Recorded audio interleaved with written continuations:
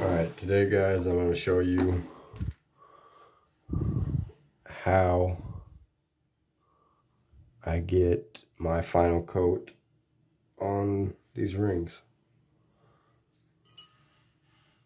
And it's epoxy that I use.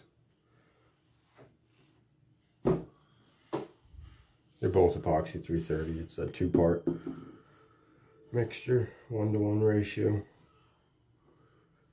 First thing you want to do is get a jar of alcohol or denatured alcohol, something that evaporates and cleans.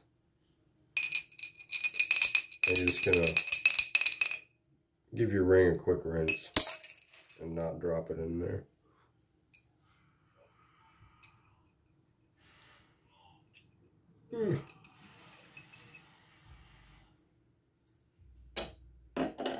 Alright, you don't want to touch it once you've rinsed it off.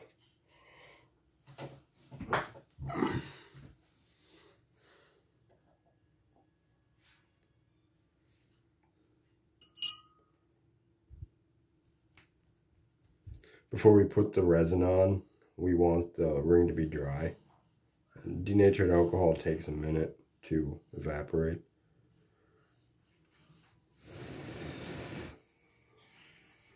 So the only part you don't want to touch right now is going to be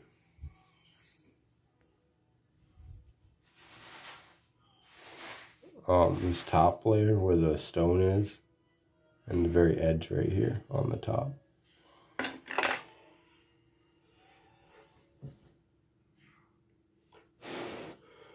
So what the alcohol does is it cleans it, gets all these little abrasions cleaned, and that allows the epoxy to stick better.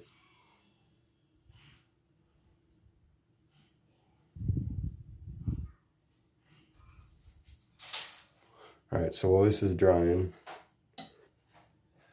we're going to mix up the epoxy here. This is just a little silicone bowl. You can get them online. They're pretty cheap.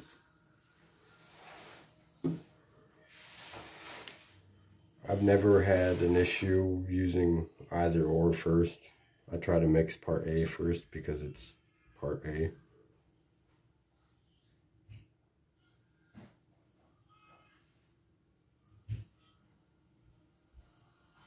Now whatever you do with the first part, you're going to have double. So just keep that in mind. You don't want to do too much.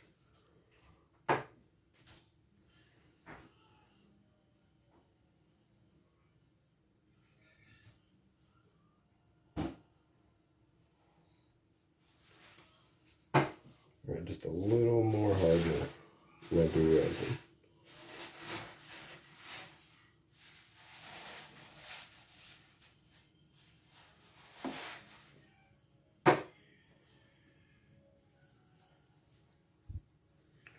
Now we just mix it. Anything will really work to mix. If it has a rounded tip on it, it makes less bubbles.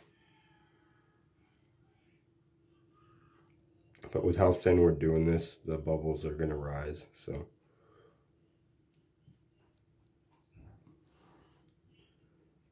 and can you see that on the camera?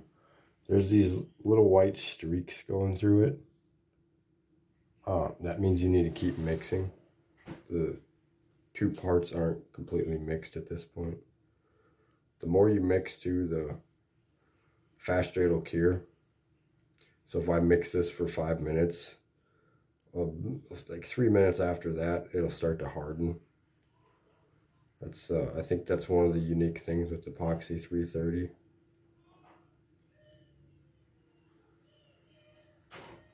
You want to scrape your edges so that way any parts A or parts B that's left over is pushed down in there and mixed in.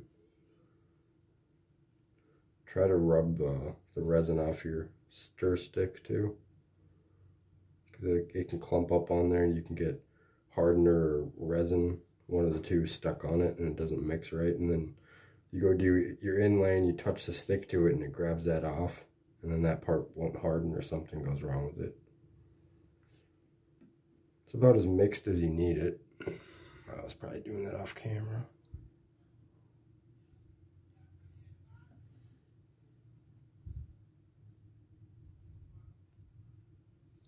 It's got a lot of bubbles.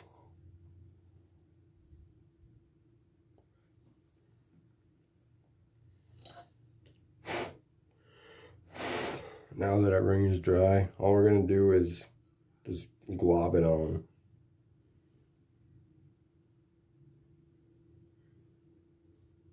Be mindful of your fingers. You don't really want to touch this stuff. And I'll just put a little on and kind of push it around. If you're really careful too, you can make this so that you don't have to touch it up afterwards. And you do that just by not going over the sides. And you just dab it on. So this epoxy has a 15-minute pot life depending on how much you mix it. It has a 2-hour cure window. If you put it under a heat lamp or your ambient temperature is about 80 degrees, it'll cure in about 15 minutes. It won't be completely hard yet, but it'll be to the point where you can touch it and it won't be running down your fingers.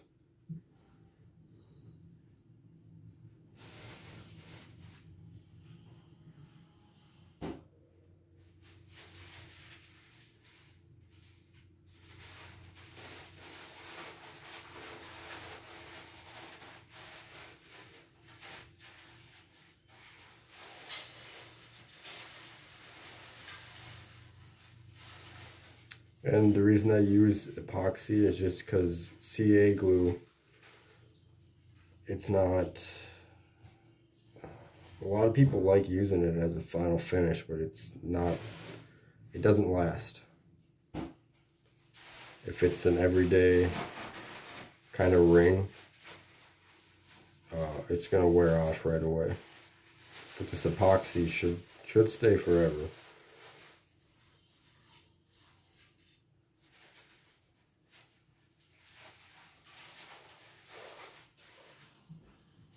Alright, we got it pretty much covered. See, I dripped a little over on the edge here. Just going to take our stir stick and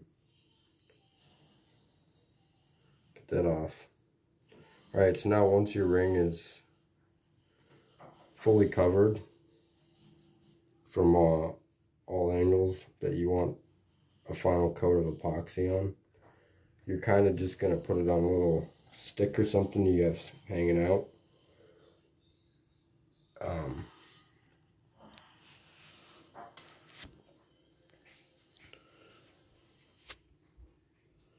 Like this. And then what I'll do, it's kind of hard to record and do this at the same time. I'll just kind of keep spinning it for 2 or 3 minutes until that epoxy stops being runny. And then if I notice any higher spots or any lower spots, I'll put a little bit of heat on it with a torch. If it smokes at all, you're going to mess up the epoxy, so you got to be really delicate with the torch. But you just get it back to a viscosity where it'll run, and you manipulate it to have the puddles go where you want them. And then just do this until it stops running again. That's how I do final coats. I would if I didn't have other tools, but what I'll do is I'll give that a flat finish because of how I did it. Right now, if I left it and sold it, it would have a rounded over finish, which is a good look and people like it, but I like to have it flat.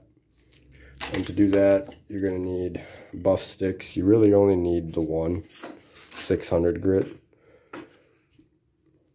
to buff it out.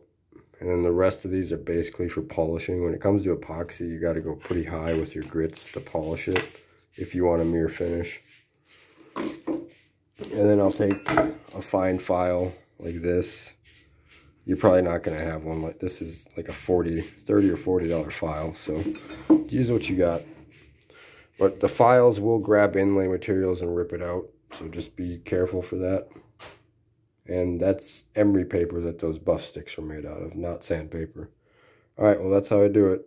Hope you guys learned something. God bless.